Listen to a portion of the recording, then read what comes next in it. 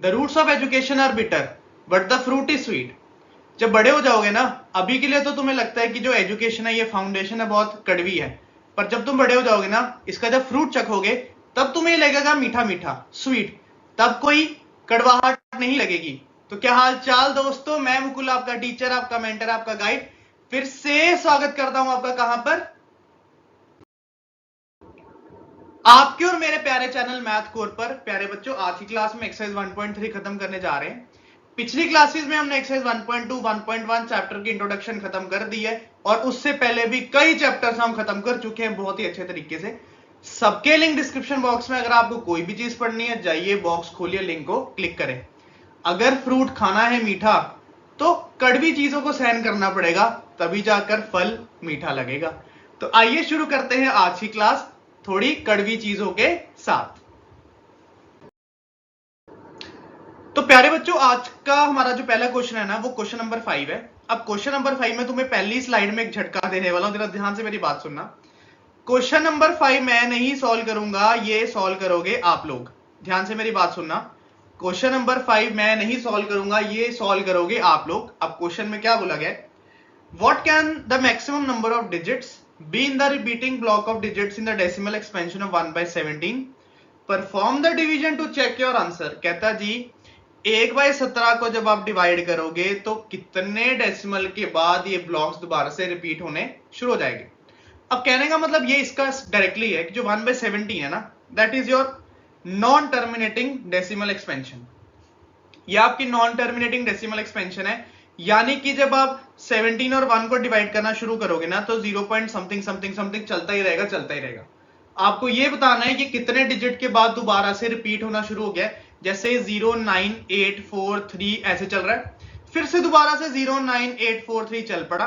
आपको सिर्फ ये बताना है कि कितने डेसिमल के बाद। आप क्या करेंगे, अपनी कॉपी पेंसिल पकड़ेंगे, अभी इसको सॉल्व करेंगे और चेक करेंगे कितने डेसिमल ब्लॉक के बाद ये रिपीट होने जा रहा है। ये आपके लिए आज छोटा सा होमवर्क है, इसके बाद के क्वेश्चंस मैं आपको करवाऊंगा, डोंट वरी। एक बार आप देख लो क्या इसमें करना है, फटाफट सॉल्व करो, फिर आगे की वीडियो कंटिन्यू कर लेना। चलिए जी, अगला क्वेश्चन नंबर 6 बहुत ही सिंपल, बस ध्यान से सुनना। क्वेश्चन 6 में बोला गया है look at several examples of rational numbers. अच्छा, यहां पे लुक नहीं है, कुक लिखा है, एल यहां पे था नहीं, चलो हमने एल डाल दिया। Look at several examples of rational numbers in the form of P by Q. हमें पता है जी, जो रैशनल नंबर्स होते हैं, जो हमारे रैशनल नंबर्स होते हैं, वो लिखे जाते हैं पी बाई क्यू की फॉर्म में, जिसमें Q is not equal to 0। Where P and Q are integers. बिल्कुल जी, पी और क्यू क्या है हमारे, इंटीजर्स। ठीक है, सही बोल रहा है। आगे से बोला with no common factors other than 1। बिल्कुल सही बोल रहा है कि इसका पी और क्यू का सिर्फ एक ही कॉमन फैक्टर होता है 1। and have terminating decimal representation, can you guess what property q must satisfy? अब बहुत ही खास चीज उसने पूछी है कि what are the properties of q। जैसे हमें पता है कि p by q एक रैशनल नंबर है, बिल्कुल एक रैशनल नंबर है। अब उसने बोला कि q की क्या खास खास प्रॉपर्टी होती है जो इसको एक टर्मिनेटिंग डेसिमल एक्सपेंशन बनाता है। क्या खास खास प्रॉपर्टी है जो इसको टर्मिनेटिंग डेसिमल एक्सपेंशन बनाता है? अब सबसे पहली प्रॉपर्टी तो Q की होती है कि ये 0 के बराबर कभी भी नहीं होता, जैसे कि हमें यहीं पे बता दिया था कि Q is not equal to 0। पहली खास प्रॉपर्टी है कि Q can not be equal to 0। अगली खास प्रॉपर्टी इसको जो डेसिमल टर्मिनेटिंग डेसिमल एक्सपेंशन बनाता है वो होता है Q must contains factors of 2 and 5। मान लो हमारे पास कोई टर्मिनेटिंग एक्सपेंशन लाइक 7/8। अगर आपका डिनोमिनेटर 2 या 5 के फैक्टर्स दिखा रहा है, 2 या 5 के फैक्टर्स दिखा रहा है, उसको बोला जाता है टर्मिनेटिंग डेसिमल एक्सपेंशन। समझे मेरी बात? और Q कैंट बी 0, Q 0 के बराबर नहीं हो सकता। ये दो खास विशेषताएं हैं हमारे Q की, एक बार आप देख लो। एक तो Q 0 के बराबर नहीं होना चाहिए, और अगर इसको डेसिमल टर्मिनेटिंग डेसिमल एक्सपेंशन बनाना है तो Q के जो डिनोमिनेटर हमारा Q, या तो वो 2 का फैक्टर हो या तो वो 5 का फैक्टर हो। अगर 2 और 5 के अलावा कोई भी नंबर आ जाएगा, इसका मतलब वो नॉन टर्मिनेटिंग बन जाएगा। ये हमारी खास प्रॉपर्टी Q की, एक बार आप देखो, फिर हम बढ़े हमारी नेक्स्ट स्लाइड।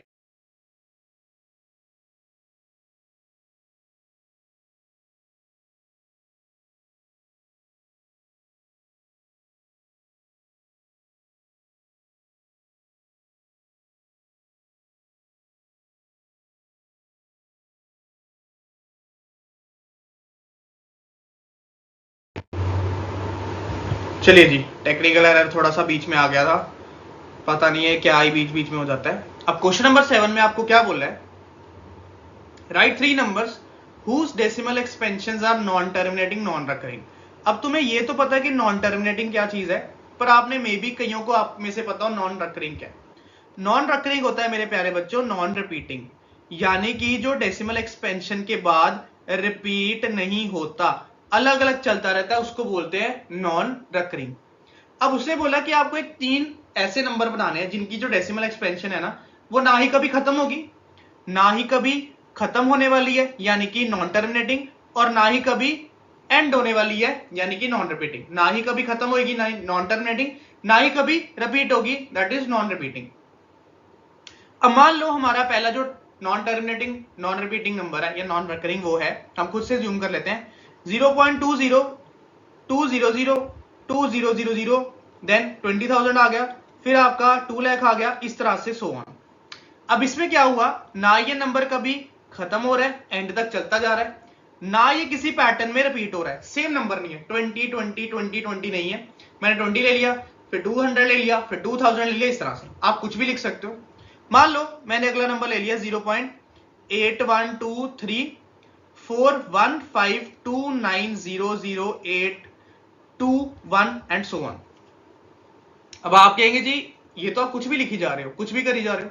हाँ, तुम्हें नॉन टर्मिनेटिंग नॉन रिपीटिंग ही तो बनाना है, बस ये ध्यान रखना कि आपका कहीं पे पैटर्न नहीं बनना चाहिए। यहाँ पे जैसे 81234152900821 सब अलग अलग है, कोई भी पैटर्न नहीं बन रहा और ना ही एंड हो रहा है। अब मान लो हम अगला नंबर लेते हैं 1.080800 देन 08243 एंड सो ऑन। तीसरा नंबर हमारा ये बन गया।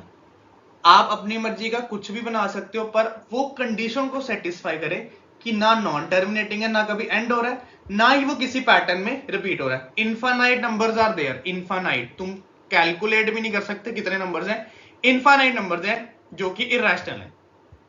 एक बार आप देखो, फिर हम चले अगली स्लाइड पर।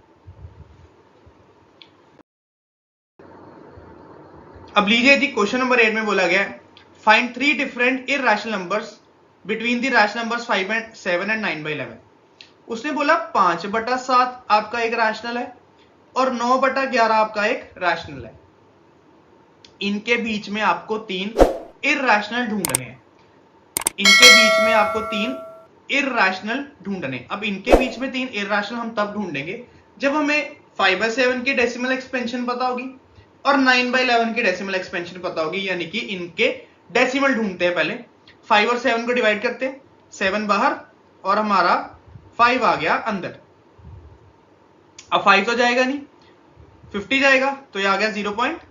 ओके 50 जाएगा ना। अब 49 कहां पे आता है हमारे प्यारे बच्चों, 7 पे, तो ये आ गया 7 7 जा 49, माइनस किया 1 आ गया, फिर एक 0 उतारा 10, 10 से छोटा 7 जो कि 1 पे आता है, फिर माइनस किया, हमारे पास क्या आ गया, 10 में से 7 गए 3, 0 उतारा, देन आ गया 30, 30 से छोटा 28 जो कि 4 पे जाता है, फिर इस तरह से आगे हमारी डिवीजन चलती रहेगी। अब हमें डिवीजन सॉल्व नहीं करनी, हमारे पास सिर्फ स्टार्टिंग नंबर होना चाहिए था जो कि है 0.7, यानी कि जो हमारी 5/7 की डेसिमल एक्सपेंशन है ना, वो है 0.71। ये इस तरह से चलती रहेगी आगे, क्लियर। उसी तरह से 9/11 की निकालते हैं, 11 बाहर, 9 आ गया हमारे पास अंदर। अब 9 जाएगा नहीं, तो यहां पे क्या करते हैं, 9 नहीं ना जाएगा तो 90 लेके आते हैं, तो ये बन गया 0. ओके, अब 11 8 जा 88, तो यहां पे आ गया 8, माइनस किया 2, फिर 9 में से वो इसने कैरी दे दिया, 90 में से 88 गए 2, फिर हमने 0 उतारा 20, अब 20 जाएगा नहीं, 11 1 जा 11, फिर 9 आया, इस तरह से इसकी सब्ट्रैक्शन और डिवीजन चलती रहेगी।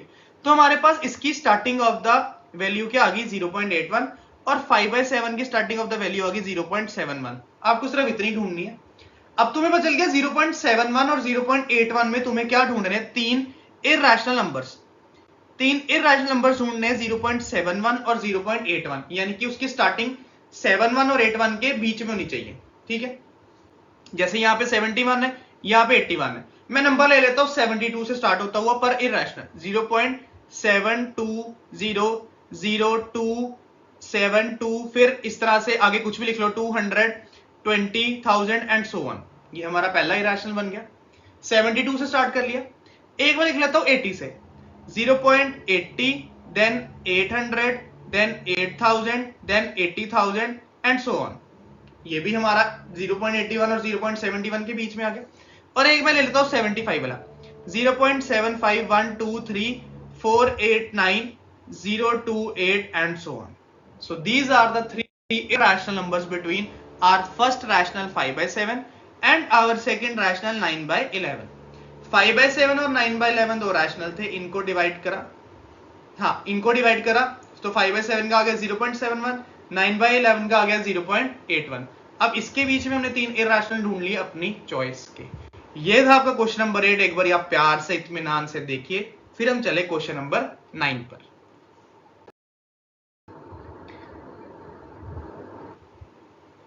अब प्यारे बच्चों, क्वेश्चन नंबर 9 में ना हमें बोला गया है classify the following numbers as rational और इरेशनल। हमें ना यहाँ पे 5 नंबर दे दिए गए हैं। कहता क्लासिफाई करो कि ये 5 नंबर में से कौन सा रैशनल है, कौन सा इरेशनल है। अब पहला है हमारा √23। अब तुम्हें पता √23 ब्रेक तो होता नहीं, इसके दो सेम नंबर्स तो यानी जिसको मल्टीप्लाई करे 23 बन जाए। तो इसका मतलब हुआ कि जो ये नंबर है ना, इसकी जो डेसिमल एक्सपेंशन आएगी वो आएगी इरेशनल।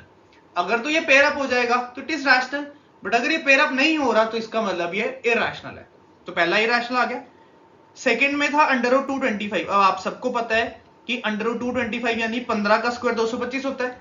15 से स्क्वायर से रूट कटा तो 15 बाहर, यानी कि ये क्या बन गया, एक आपका रैशनल नंबर।